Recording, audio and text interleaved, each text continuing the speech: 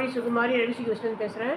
இன்றைக்கி ஆன்மீக தகவலில் 63 நாயன்மாரில் வந்து 13வது நாயன்மாரை பார்க்க போகிறோம். இதுவரைக்கும் 12 நாயன்மார் பார்த்துருக்கோம். இப்போ வந்து 13வது நாயன்மார் பார்க்க போகிறோம். அவர் பேர் வந்து ஏனாதிநாத நாயனான்னு பேர். அவர் வந்து என்ன பண்ணுறாருன்னா, சோழ மண்டலத்திற்கு அரசர்களுக்கெல்லாம் வால் பயிற்சி வால் பயிற்சி அளித்து அதுலேருந்து வர வருவாயில் சிவத்தொண்டரில் புரிஞ்சிட்டு வந்துட்டுருக்கார் ஏனாதிநாத நாயனார். இவரோட இந்த மாதிரி செய்கிறத பார்த்து அதிசூரனுக்கு வந்து என்ன ஆகிடுறது, அவருக்கு வந்து போட்டியாக ஆகிடுறான் அதிசூரன். அதனால் அவன் வந்து என்ன பண்ணுறான் வந்து எப்படியாவது ஒரு நாள் அவனுக்கு வருவாய் குறைஞ்சிடுது இல்லை, அதனால் அவன் மேலே ரொம்ப கோவப்படுறான்.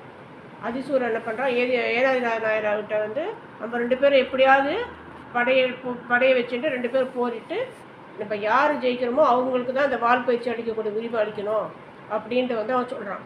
சரின்னு சொல்லிட்டு இந்த ஏனாதிநாத நாயரும் அந்த அதிசூரன் சொல்கிறது வந்து ஒத்துக்கிறார். சரி, நம்ம 2 பேருமே வந்து நம்ம சேனைகளோட படையிடலாம், போர் புரியலாம் அப்படின்னு சொல்லிட்டு அவரும் ஒத்துணுடுறார். அப்புறம் 2 பேரோடைய சேனைகள் வந்து ஒன்று மோதிக்கிறது. அது மாதிரி மோதிக்கும் போது ஏனாதிநாத நாயரோட படை வந்து அதிசூரன் படையை வந்து தோற்கடிச்சிடுது. அதிசூரனோட படை வந்து தோற்று ஓடி போயிடுது. ஆனால் அந்த அதிசூரனுக்கு வந்து இந்த மாதிரி தோற்று போயிட்டுமேன்னு சொல்லிட்டு அவனுக்கு வந்து இன்னும் அவர் மேலே வந்து வெறி கோபம் அது ஜாஸ்தி தான் ஆகிட்டு இருக்கு. அவனை எப்படியாவது நம்ம இது பண்ணணும்னு சொல்லிட்டு என்ன பண்ணுறான், அவனுக்கு தூக்கம் கொள்ளலை, அவனுக்கு தூக்கமே வரலை. எப்படியாவது அவனை பழி வாங்கணும், இன்னும் பழி வாங்க துடிக்கிறான். சரின்னு சொல்லிட்டு ஏனாதிநாயரை வந்து நம்ம எப்படியாவது போரில் இது பண்ண முடியாது, நம்ம வஞ்சகத்தால் தான் வெல்ல முடியும் அப்படின்னு சொல்லிட்டு அவன் சூழ்ச்சி பண்ணுறான்.